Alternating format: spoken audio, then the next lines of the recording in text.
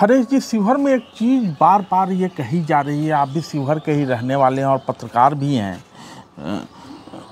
कहा जा रहा है कि आनंद मोहन बाहरी हैं और अब बाहरी व्यक्ति यहाँ आ रहा है। आनंद मोहन को आप बाहरी मानते हैं? आनंद मोहन तो वहाँ से 2 टर्म सांसद रहे हैं, जैसा कि आप कह रहे थे कि आनंद मोहन उस दौरान थे जबकि लालू के खिलाफ आवाज़ उठाना था। अब भी आनंद मोहन बाहरी, 2 दशक बाद भी आनंद मोहन बाहरी, 1.5 दशक तो वो जेल में रह के आए हैं।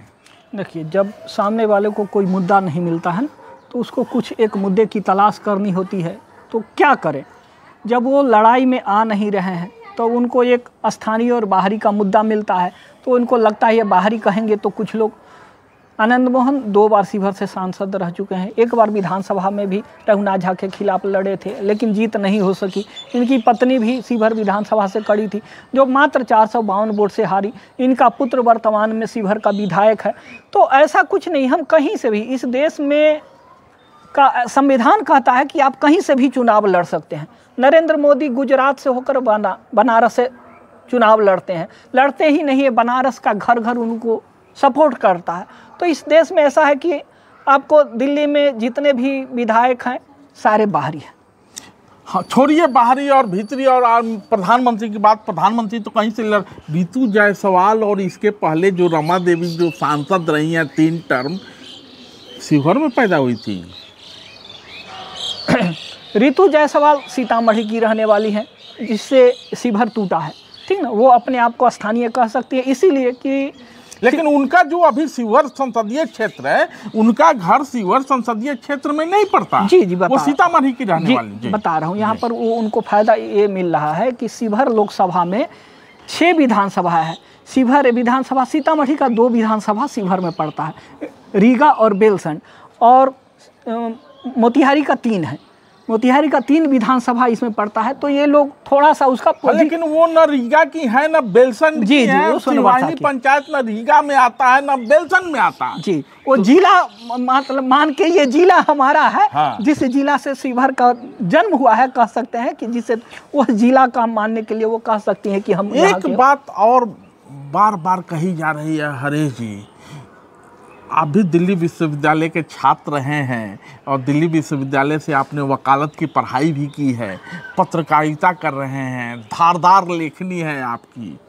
बार बार कहा जा रहा है आईएएस की बीवी, आईएएस की बीवी, आईएएस की बीवी, आईएएस की बीवी। कितना माने आईएएस और एलाइड में क्या अंतर होता है, जरा मैं चाहूँगा कि लोगों को समझाइए आप। देखिए, इनकी ये अरुण कुमार जी, ऋतु जायसवाल के पति अरुण कुमार जी एलाइड हैं, ग्रामीण विकास मंत्रालय में कार्यरत थे, जिन्होंने वीआरएस ले लिया। और इनको मेनली इनका उद्देश्य अपनी पत्नी को आगे बढ़ा के राजनीति में और उसके पीठ पीछे समाज सेवा और आगे करना अच्छी बात है, सबको करना चाहिए। विजिलेंस में भी रहे हैं। जी जी जी, तो वो करें, आगे बढ़े, खूब अच्छी बात है। लेकिन किसी के प्रति यह नहीं कहना चाहिए कि वो अपराधी है, चाहे वो है, हम है। आप आइए, आपका स्वागत है, लेकिन किसी दूसरे का के बारे में गलत बातें ना बोले। यह आपका भी घर है, हमारा भी है, हम देवेश सबका चंद्र ठाकुर के इलाके में कल परसों नॉमिनेशन था, ऋतु जायसवाल वहाँ थी, आपने सुना होगा क्या कह रही थी। हाँ, ऋतु जायसवाल जी का कहना था कि ये जाति पूछ के पानी पहले पिलाएंगे तो जाति पूछ के, इन सब चीज़ों से बचना चाहिए।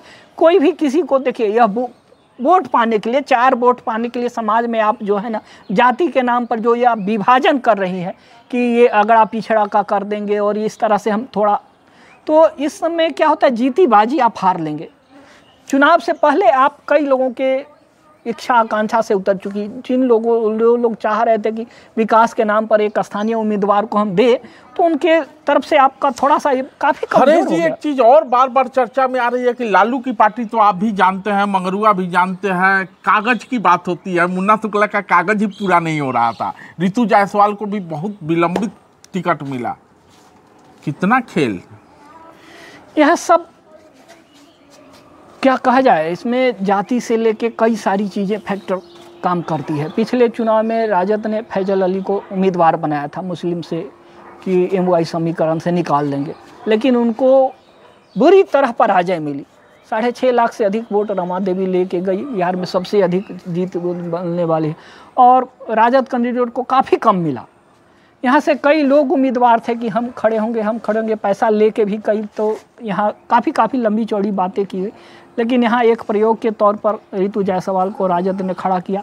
शुरुआत में लग रहा था कि स्थानीय विरोध, सहरसा के विरोध में ये निकल जाएंगे आगे काफ़ी।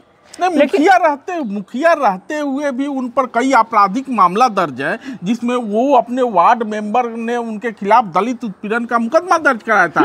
न सिर्फ उनके खिलाफ बल्कि उनके पति के खिलाफ। दूसरी बात है कि विजिलेंस में रहे हैं अरुण कुमार, वीडियो से 2000 रुपया छीनने का मुकदमा अरुण कुमार के ऊपर दर्ज है। अरे जी, ऐसी कई चीज़ें हैं जो छन छन के आ रही हैं। शुरुआत में लोगों को, जब आप किसी दूसरे पर आरोप लगाते हैं तो आप ये ना समझें कि आपके ऊपर आरोप न लगेगा, आप दूध के धुले हुए हैं। ऐसा कुछ भी नहीं है। राजनीति ऐसी चीज़ है कि आप दूसरे पर एक उंगली उठाओगे तो 4 उंगली आपकी तरफ उठेंगी ही। इस बात को हमेशा याद रखना चाहिए। और रितु जायसवाल ने जैसा उस दिन सीतामढ़ी में कहा डुमरा हवाई अड्डे के फील्ड पे कि जाति पूछ के वो पानी पिलाएंगे, ये गलत चीज़ है और इनसे हम सभी को बचना चाहिए। कभी भी यह नहीं सोचना चाहिए कि हम तो जीत गए, वैसे का इतना सीट है, राजद का इतना सीट है और ये हम निकाल लिए। यह भूल कभी नहीं करना चाहिए। इसी भूल के कारण पिछले बार लवली आनंद मात्र 450 वोट से हार गए। मात्र 450 वोट जो नहीं हारना चाहिए था। ये 50,000 वोट से वहाँ से निकल जाती। लेकिन यह सिर्फ थोड़ा ये होता है, हम जीत रहे हैं